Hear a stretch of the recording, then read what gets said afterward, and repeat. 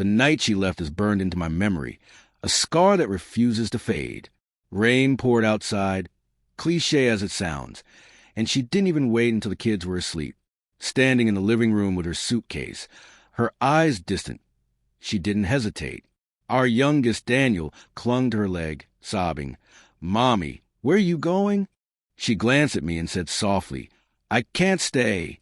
I need to live my own life now." Her truth, as she called it, was a man named Eric from her yoga class. That night, she walked out without looking back. No farewells, no guilt, only the click of the door echoing in the empty house. I was frozen, holding what remained of our family in my hands. Suddenly, I was alone with 3 kids, no warning, no partner, and the harsh reality that the woman I loved had chosen someone else. The first year was brutal. Rachel, our eldest, stopped speaking for months. Jake, barely 10, started fighting at school. Daniel cried himself to sleep countless times. And me? I juggled 2 jobs, packed lunches, braided hair, helped with homework, wept silently in the shower, and forced smiles every single day. Whispers followed me. Some blamed me, others pitted me, but no one truly understood the struggle of keeping our home intact while she was off living a life without us. She never called. Not once. No birthday cards, no apologies, not even child support. It was as if we had ceased to exist in her world. Yet, I refused to let her absence define us. I raised my children with love, honesty, and discipline, teaching them not to despise her, but never forget that she had abandoned them. And despite everything, they grew into remarkable adults. Rachel became a nurse. Jake opened his own garage, and Daniel, tender-hearted Daniel, joined the army. When, 21 years later, I opened the door and found her standing there, hair streaked with gray, eyes hollow, suitcase in hand, I felt neither anger nor nostalgia, only confusion. Coldly, I asked, "Why now?" She didn't respond immediately, just stared, as though I had vanished instead of her. Finally, she whispered, voice cracking, "I made a mistake. Years ago, I would have begged for those words. Back when I cried alone at night, desperate for answers, longing for closure. Now, I felt only emptiness." She explained that Eric had died 3 months ago. Alone, she thought maybe she could reconnect. She expected to be welcomed back into our home, as though nothing had changed. I didn't step aside or widen the door. I looked at her face, noting every line, every shadow under her eyes, and remembered all the moments she had missed. Every scraped knee, every birthday, every graduation. I told Rachel first.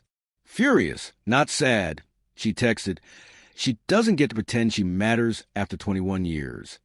Jake grunted, impressed only by her audacity. Daniel, always the peacemaker, asked simply, "Are you okay, Dad?"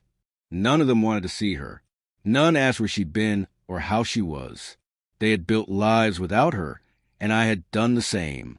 "I want to get to know them again," she said one day, standing on the porch like she hadn't detonated a bomb in our lives decades ago. "I want to make amends." I laughed, not out of humor, but disbelief. "You gave up that right a long time ago." I told her, yet I couldn't just slam the door. I invited her to sit on the porch. I poured tea and listened. She spoke of Eric, of the life she had chosen that became a cage, of missing her children, of nights filled with regret. But nothing she said changed anything. I looked her in the eyes and said plainly, "They are not your kids anymore." The days after were odd, quiet in a way that follows a storm when everything seems fine, but the earth beneath has shifted. Rachel warned me again. She wasn't come near us. Jake refused to pretend civility. Daniel reminded me gently, "You did everything, Dad. She doesn't belong in our story." One afternoon, she left a letter on the porch, a simple envelope beneath the mat. Inside was a photo of us years ago, before betrayal and pain. On the back she'd written, "I'm sorry. I don't deserve forgiveness. I just wanted to say goodbye properly this time." I stared at the photo long into the night, not because I missed her, but because I didn't. That woman, the one I married, died the moment she chose someone else over our family. The woman who appeared at my door now was a stranger, and I owed her nothing. Not my time, my children, or my heart. A month later, Daniel and I grilled steaks in the backyard. Laughter echoed as the grandchildren ran through the sprinkler. Rachel and her husband were on their way. Jake had texted, "Don't start without me." And in that moment, surrounded by the family I raised, the family she abandoned, I felt a quiet, deep peace. I had carried the weight of her betrayal for decades, and finally, I laid it down. She walked away years ago. I walked forward, and I never looked back.